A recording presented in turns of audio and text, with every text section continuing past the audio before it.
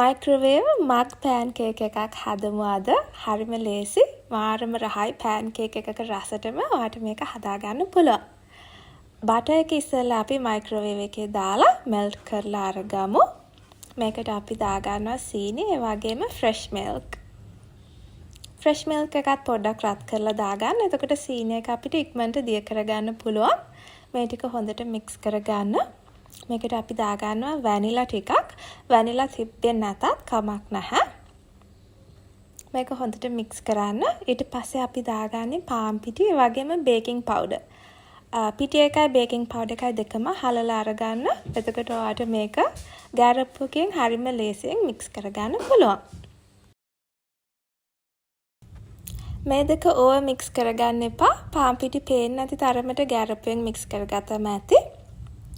වටේ ගෑවිලා තියෙන බැටර් එක පොඩ්ඩක් පේපර් ටවල් එකකින් අයින් කරගන්න.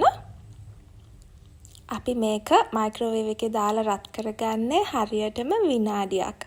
ඔයාට ඕන නම් තව තප්පර 10ක් විතර තියලා ගන්න පුළුවන්.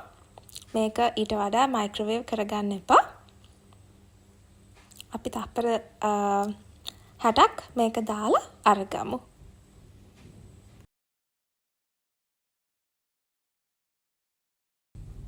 හරියටම විනාඩියෙන් මෙන්න මේ විදිහට අපේ මග් පෑන් කේක් එක ලෑස්ති.